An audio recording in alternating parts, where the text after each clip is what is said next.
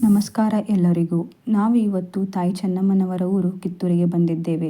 ಸುಮಾರು 1660ರಲ್ಲಿ ರಾಜ್ಯವಾಳಿದ ಅಲ್ಲಪ್ಪಗೌಡ ಸರದಾಸಾಯಿ ಕಾಲದಲ್ಲಿ ಕಿತ್ತೂರಿನ ಅರಮನೆ ಹಾಗೂ ಕೋಟೆ ನಿರ್ಮಾಣಗೊಂಡವು. ಸುಂದರ ಬಹುಮಹಡಿಯ ಅರಮನೆಯನ್ನು ಬ್ರಿಟಿಷರು ಕಿತ್ತೂರು ಸಂಸ್ಥಾನ ಪತನದ ನಂತರ ನಾಶಗೊಳಿಸಿದರು. ಅರಮನೆಯ ಅವಶೇಷಗಳು ಅಲಂಕೃತ ವಿನ್ಯಾಸವುಳ್ಳ ಅರಮನೆಯ ಚಿತ್ರವನ್ನು ನೀಡುತ್ತವೆ. ಒಳಗೆ ಹೋದ ಮೇಲೆ ವಸ್ತು ಸಂಗ್ರಹಾಲಯವಿದೆ. ಅಲ್ಲಿ ನಮಗೆ ಆಗಿನ ಶಿಲ್ಪಕಲೆಗಳು ನೋಡಲು ಸಿಗುತ್ತವೆ. ಇದು ಕೋಟೆಯ ಕಾವಲು ಕಾಯುವ ಜಾಗ. ಇದು ಸುಮಾರು 30 ಅಡಿ ಎತ್ತರವಿತ್ತು. ಅರಮನೆಯ ಮುಂಭಾಗದಲ್ಲಿ ಸುಂದರವಾದ ದ್ವಾರ ಮಂಟಪವಿದೆ. ಇದು ಸುಮಾರು 100 ಅಡಿ ಅಗಲ, 300 ಅಡಿ ಉದ್ದವಿತ್ತು. ಕೋಟೆಯ ಒಳಾಂಗಣದಲ್ಲಿ ಆಗಿನ ಕಾಲದ ಕೈತೋಟ, ಡಿಸ್ಕಷನ್ ರೂಮ್ ಕಾಣಬಹುದು. ಇದು ದರ್ಬಾರ್ ಹಾಲ್.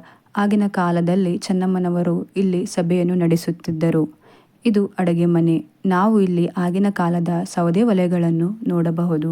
ಇದು ಆ ತಾಯಿ ಚೆನ್ನಮ್ಮನವರು ವಿಶ್ರಾಂತಿ ಪಡೆಯುವ ಜಾಗವಿತ್ತು. ಇಲ್ಲಿ ಸ್ನಾನ ಮಾಡಲು ಮನೆ ಹಾಗೂ ಜಲಕ್ರೀಡೆ ಆಡಲು ಸ್ವಿಮ್ಮಿಂಗ್ ಪೂಲ್ ಕೂಡ ಇದೆ. ಇದು ಪೂಜೆ ಮಾಡುವ ಸ್ಥಳ. ಇಲ್ಲಿ ಆ ತಾಯಿ ದಿನನಿತ್ಯ ಪೂಜೆಯನ್ನು ಮಾಡುತ್ತಿದ್ದರು. ಇಲ್ಲಿ ಧ್ರುವ ನಕ್ಷತ್ರ ವೀಕ್ಷಣಾಲಯ ಹಾಗೂ ಗುಪ್ತಬಾವಿ ಕೂಡ ಇದೆ.